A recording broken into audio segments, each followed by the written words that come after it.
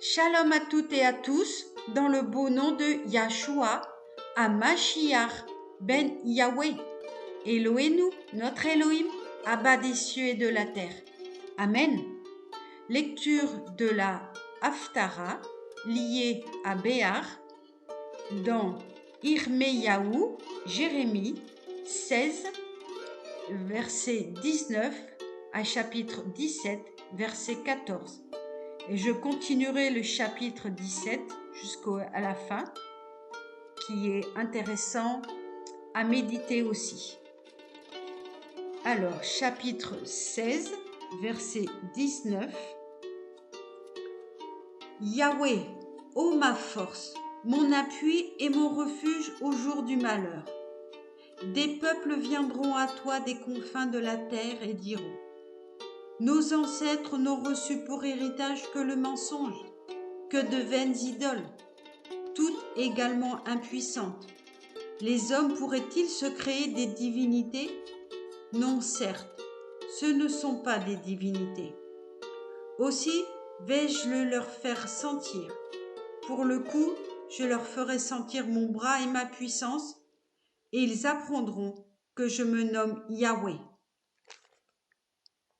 Le péché de Yehuda est inscrit avec un burin de fer, avec une pointe de diamant. Il est gravé sur la table de leur cœur, aux angles de vos autels. De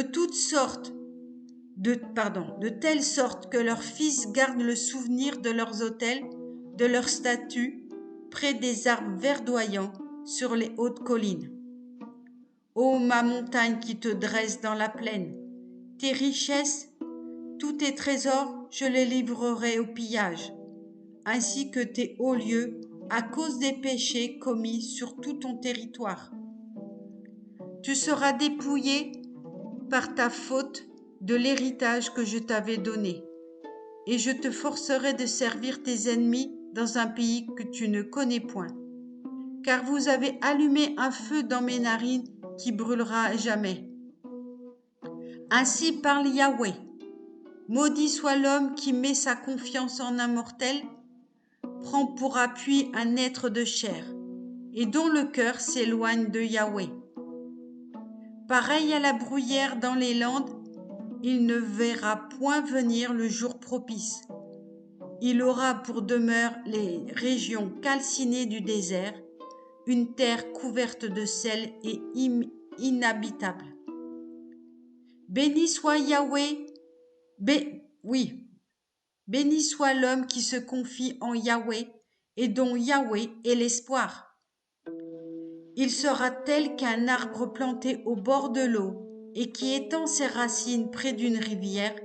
Vienne la saison chaude, il ne s'en aperçoit pas et son feuillage reste vert. Une année de sécheresse, il ne s'en inquiète point.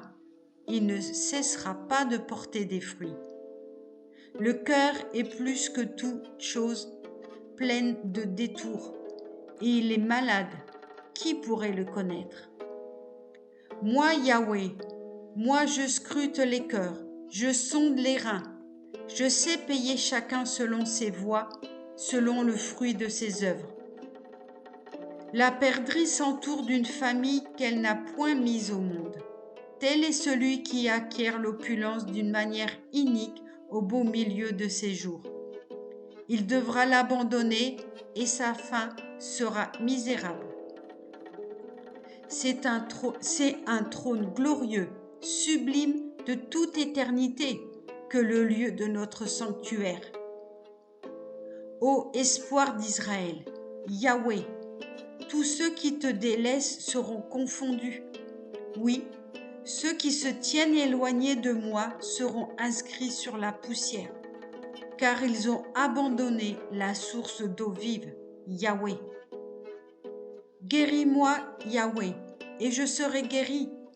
Sauve-moi, et je serai sauvé, car tu es l'objet de mes louanges. Donc je continue la suite. Voici, ils me disent, où est la parole de Yahweh? Qu'elle s'accomplisse donc.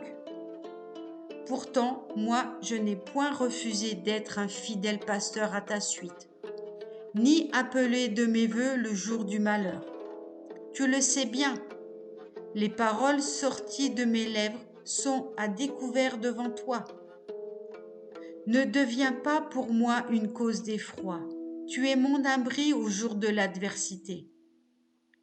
Que mes persécuteurs soient confondus et que je ne sois point confus, moi. Qu'ils soient atterrés, mais que je ne sois pas atterré, moi. Laisse arriver sur eux le jour de la calamité et inflige-leur une double catastrophe. Ainsi me parla Yahweh. Va et tiens-toi à la porte des enfants du peuple, par où entrent les rois de Yehuda et par où ils sortent, et à toutes les portes de Yerushalayim. Et tu leur diras, écoutez la parole de Yahweh, roi de Yehuda, et vous tous, gens de Yehuda, et habitants de Yerushalayim, qui franchissez ces portes. Ainsi parle Yahweh. Évitez avec soin, pour votre salut, de porter des fardeaux le jour du Shabbat et de les introduire par les portes de Yerushalayim.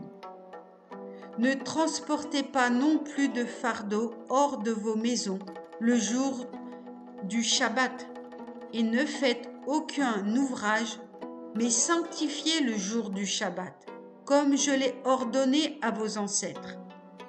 Eux, toutefois, n'ont ni obéi, ni prêté attention, raidissant la nuque pour ne pas écouter, ni accepter de remontrances.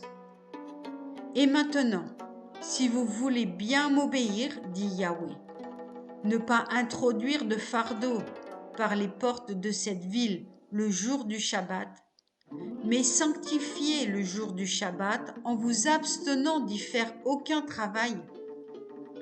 Alors, par les portes de cette ville, des rois et des princes qui occupent le trône de David entreront, montés sur des chars et des chevaux.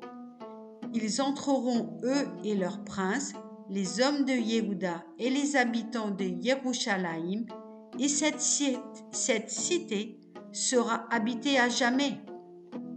De plus, on viendra des villes de Yehuda, des environs de Yerushalayim, du pays de Benjamin, des basses terres, de la montagne et du Midi, en apportant des holocaustes et d'autres sacrifices, des oblations et de l'encens, en apportant des offrandes de reconnaissance dans la maison de Yahweh.